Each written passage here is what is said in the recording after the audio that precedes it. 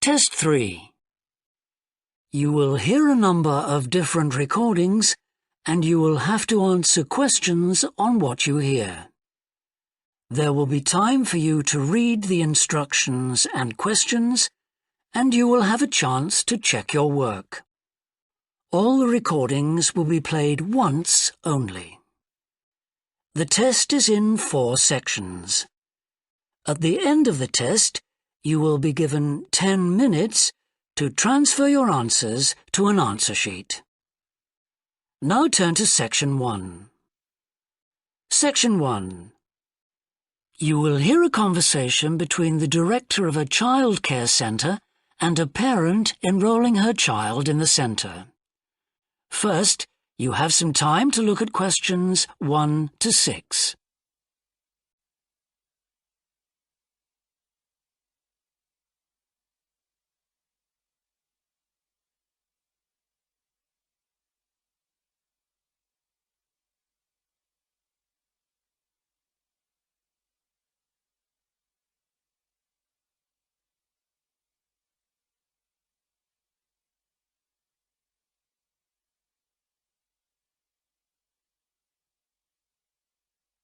You will see that there is an example that has been done for you. On this occasion only, the conversation relating to this will be played first. Good morning. Welcome to the Early Learning Childcare Centre. How may I help you? Hi, I spoke to you last week about enrolling my daughter for next year. Oh, yes. I'll just get some details from you. So, you're her mother? That's right. And can I have your name? It's Carol Smith. The parent's name is Carol Smith, so Smith has been written in the space. Now we shall begin. You should answer the questions as you listen, because you will not hear the recording a second time. Listen carefully and answer questions 1 to 6. Good morning. Welcome to the Early Learning Childcare Centre. How may I help you? Hi, I spoke to you last week about enrolling my daughter for next year. Oh, yes. I'll just get some details from you. So, you're her mother? That's right. And can I have your name? It's Carol Smith. And your daughter's name? It's Kate. Now, we have several groups at the centre and we cater for children from 3 to 5 years old. How old is your daughter? She's 3 now, but she turns 4 next month. I'll put 4 down because that's how old she'll be when she starts. Fine. She's so excited about her birthday and coming to the centre. Oh, that's good to hear. And what's your address? It's 46 Wombat Road. That's WOMBAT. Woodside 4032. And what's the phone number? Oh, it's 3345 9865. So, have you decided on the days you would like to bring your daughter here? I'd prefer Monday and Wednesday if possible. I'll check. Monday's fine, but I think the centre is already full for Wednesday. Yes. Sorry, it seems to be a very popular day. We can offer you a Thursday or a Friday as well. Oh dear. I suppose Thursday would be all right because she has swimming on Friday. OK, got that. Because a lot of parents work, we do offer flexible start and finish times. We're open from 7:30 in the morning until 6 o'clock at night. What time would you like your daughter to start? I need to get to work in the city by 9, so I'll drop her off at 8:30. You're pretty close to the city here, so that should give me plenty of time to get there. That's fine. Now, we also need to decide which group she'll be in. We have 2 different groups and they're divided up according to age. There's the green group, which is for 3 to 4-year-olds, and then there's the red group, which is for 4 to 5-year-olds. She's quite mature for her age and she can already write her name and read a little. Well, I'll put her in the red group and we can always change her to the green one if there are any problems. That sounds fine. OK, let's move on to meals. We can provide breakfast, lunch and dinner. As she's finishing pretty early, she won't need dinner. Will you give her breakfast before she comes? Yes, she'll only need lunch. Before you hear the rest of the conversation, you have some time to look at questions 7 to 10.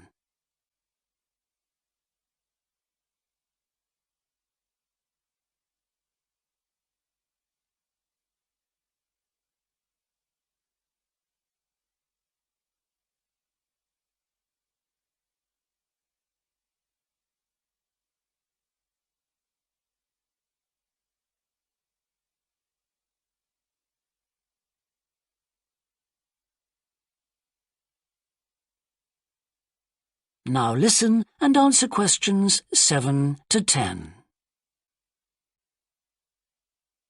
Now, does she have any medical conditions we need to know about? Does she have asthma or any hearing problems, for example?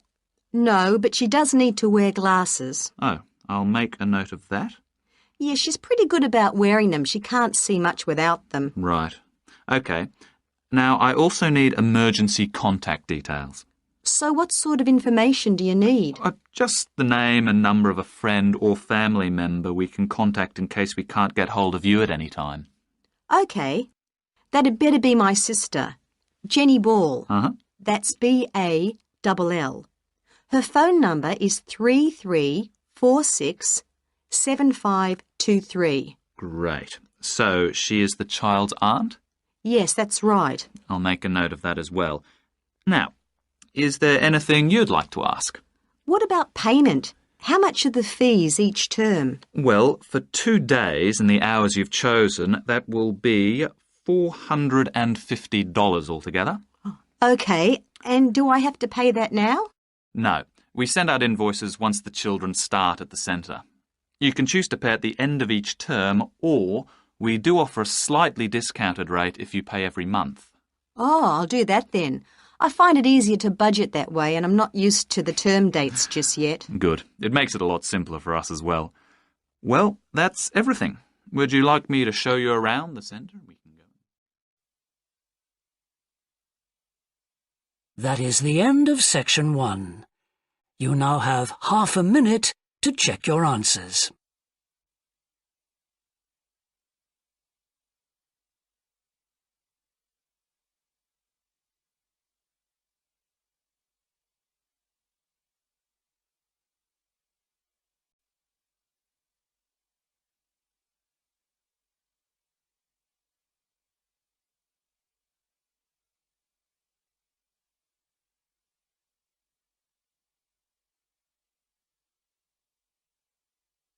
Now turn to section 2.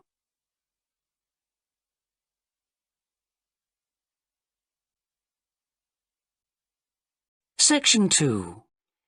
You will hear a woman called Alice Bussell talking on the radio about the Dolphin Conservation Trust, an organisation which tries to protect dolphins. First, you have some time to look at questions 11 to 15.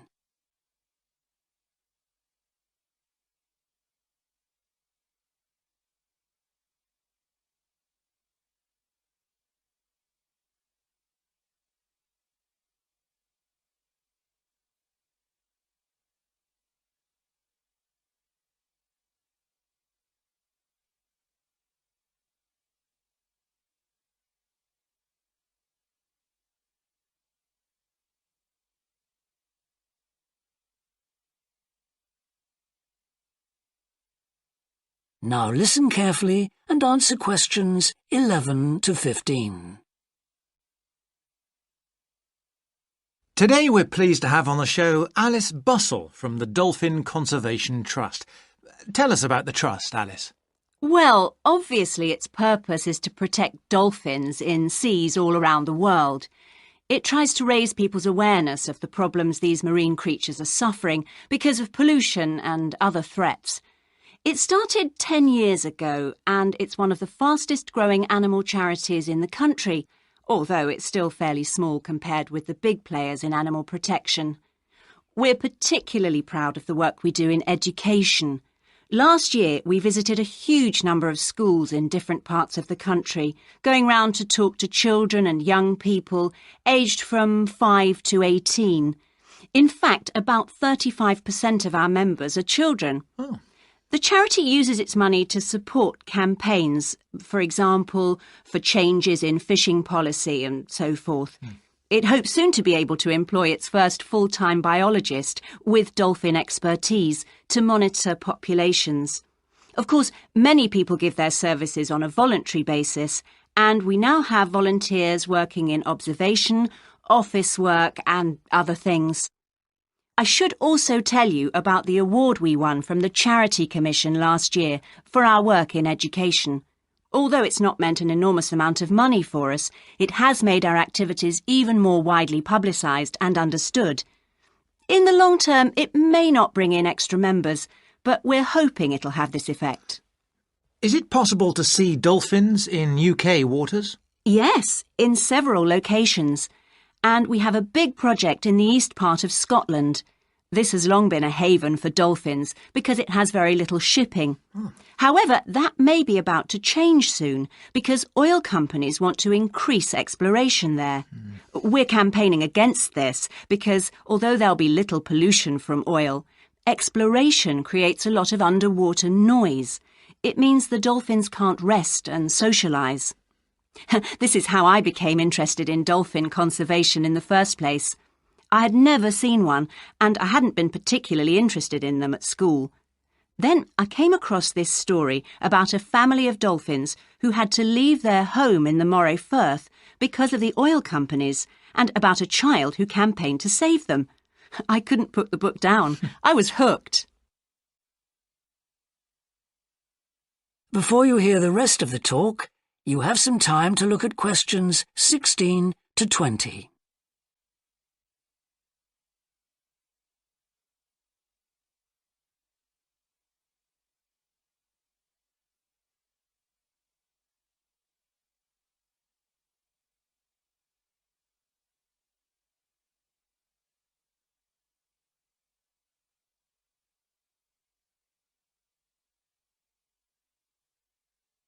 Now listen and answer questions 16 to 20.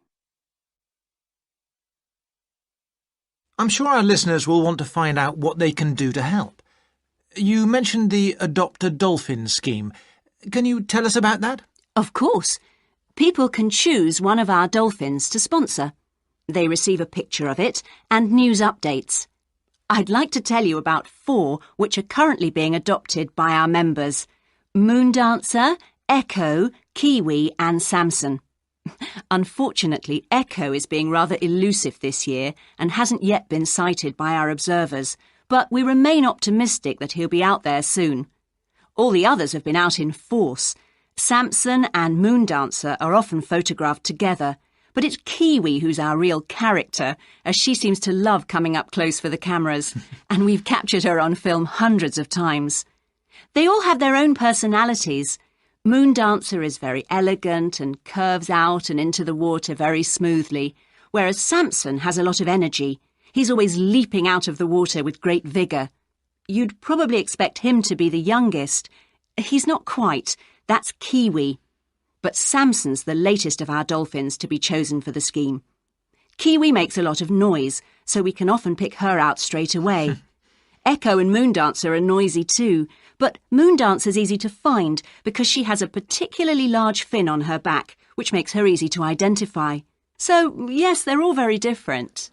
Well, they sound a fascinating group. And how would you go about...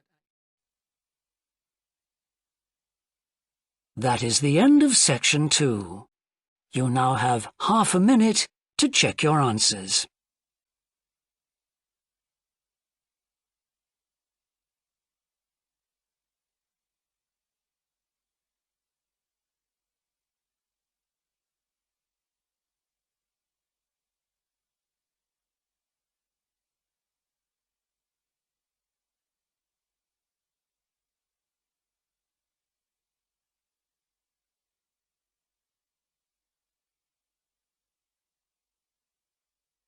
Now turn to section 3.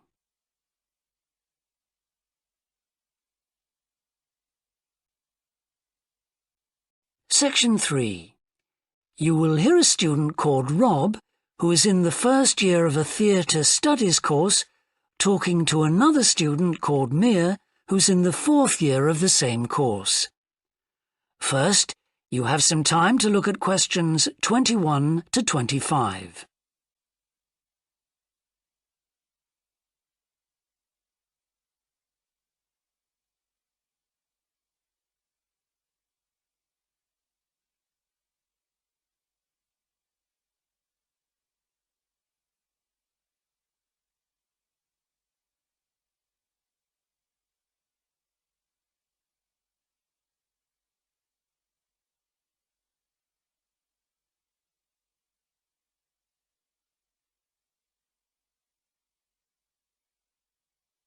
Now listen carefully and answer questions 21 to 25. Hi, Rob. How's the course going? Oh, hi, Mia. Yeah, great. I can't believe the first term's nearly over. I saw your group's performance last night at the student theatre. It was good. Really?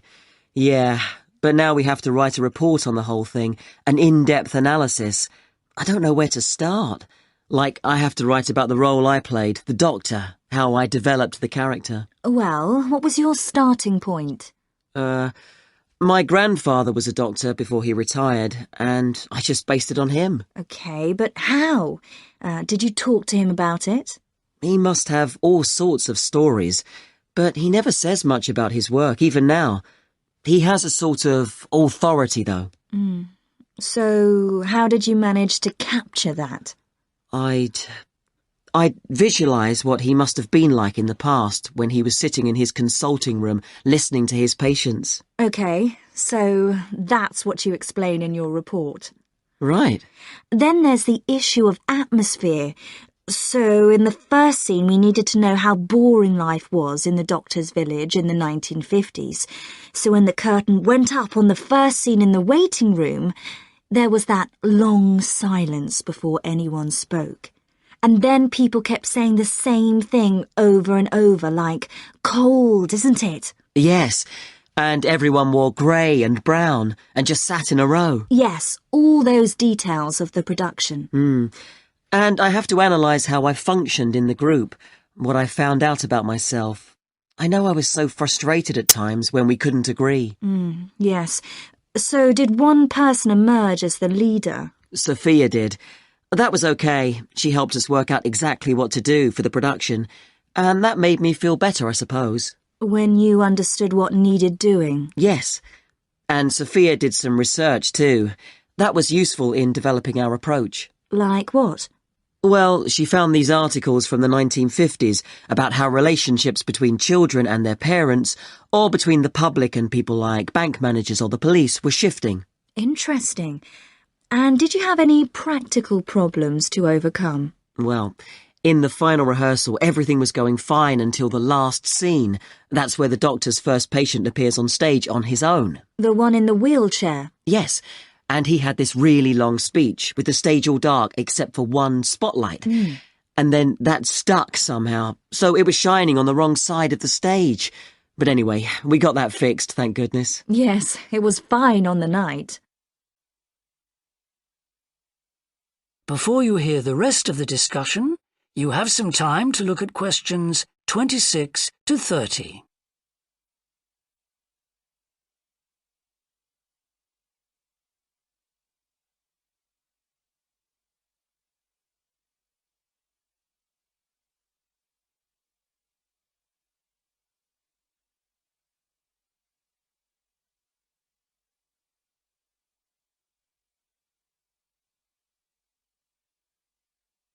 Now listen and answer questions 26 to 30. But while you're here, Mia, I wanted to ask you about the year abroad option. Would you recommend doing that? Yes, definitely. It's a fantastic chance to study in another country for a year. I think I'd like to do it, but it looks very competitive. There's only a limited number of places. Yes. So, next year, when you're in the second year of the course, you need to work really hard in all your theatre studies modules. Only students with good marks get places. You have to prove that you know your subject really well. Right. So how did you choose where to go? Well, I decided I wanted a programme that would fit in with what I wanted to do after I graduate. So I looked for a university with emphasis on acting rather than directing, for example. It depends on you. Then about 6 months before you go, you have to email the scheme coordinator with your top 3 choices. I had a friend who missed the deadline and didn't get her first choice, so you do need to get a move on at that stage. You'll find that certain places are very popular with everyone. And don't you have to write a personal statement at that stage? Yes. Right. I'll get some of the final year students to give me some tips. Maybe see if I can read what they wrote. I think that's a very good idea. I don't mind showing you what I did. And while you're abroad, don't make the mistake I made. I got so involved I forgot all about making arrangements for when I came back here for the final year. Make sure you stay in touch so they know your choices for the optional modules. You don't want to miss out doing your preferred specialisms. Right. That is the end of section 3. You now have half a minute to check your answers.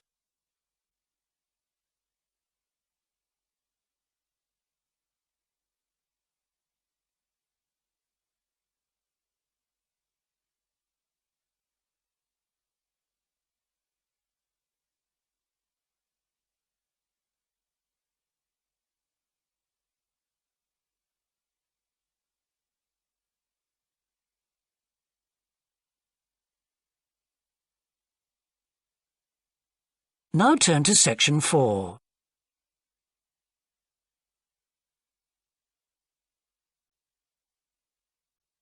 Section 4. You will hear part of a lecture about leadership introducing a theory called self-regulatory focus theory. First, you have some time to look at questions 31 to 40.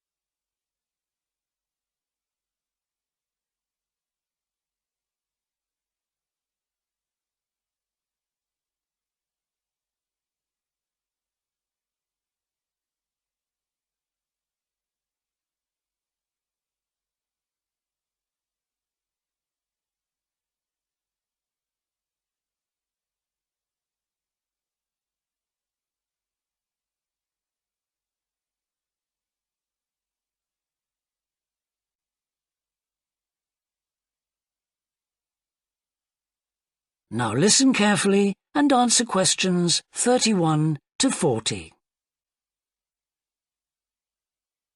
Today, I want to talk about self-regulatory focus theory and how the actions of leaders can affect the way followers approach different situations.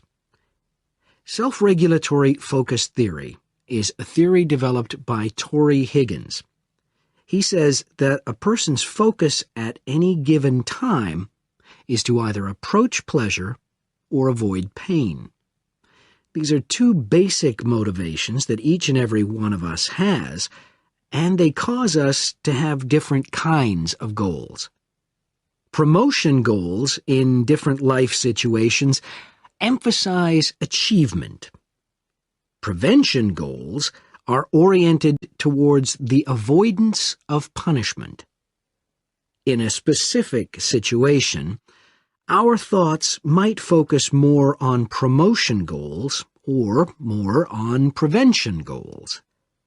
The theory suggests that 2 factors affect which goals we are focusing on. First, there is a chronic factor.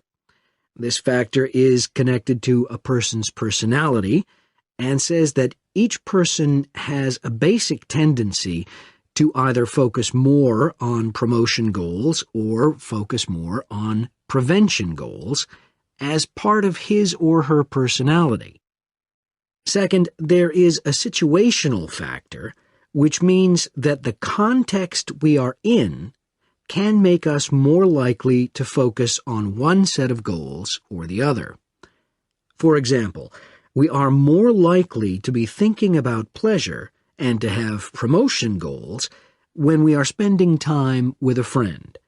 In contrast, if we are working on an important project for our boss, we are more likely to try to avoid making mistakes and therefore have more prevention goals in our mind. Research has shown that the goals we are focusing on at a given time affect the way we think. For example, when focusing on promotion goals, people consider their ideal self, their aspirations and gains. They don't think about what they can lose, so they think in a happier mode. They feel more inspired to change. When people are focusing on prevention goals, they think about their ought self. What are they supposed to be? What are people expecting from them? They consider their obligations to others. As a result, they experience more anxiety and try to avoid situations where they could lose.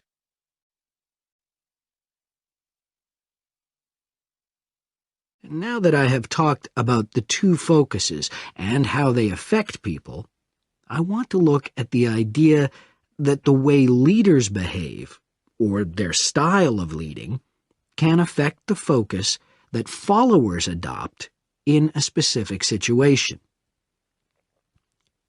In talking about leadership, we often mention transformational leaders and transactional leaders. Transformational leaders, when interacting with their followers, focus on their development. In their words and actions, transformational leaders highlight change. Their speech is passionate and conveys a definitive vision. All of these things can encourage followers to think about what could be. In other words, they inspire a promotion focus in their followers. In contrast, transactional leaders focus on developing clear structures that tell their followers exactly what is expected of them. While they do explain the rewards people will get for following orders, they emphasize more how a follower will be punished, or that a follower won't get rewarded if his or her behavior doesn't change. In short, they emphasize the consequences of making a mistake. This emphasis will clearly lead followers to focus on avoiding punishment and problems. This is clearly a prevention focus. In conclusion, it is important to understand that one focus is not necessarily better than the other one. For a designer who works in a field where a lot of innovation is needed, a promotion focus is probably better.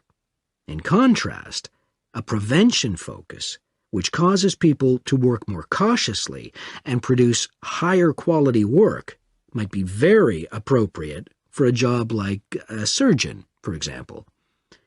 The main point of the research, though, is that the actions of leaders can greatly influence whether people approach a situation with more of a promotion focus or more of a prevention focus. That is the end of section 4. You now have half a minute to check your answers.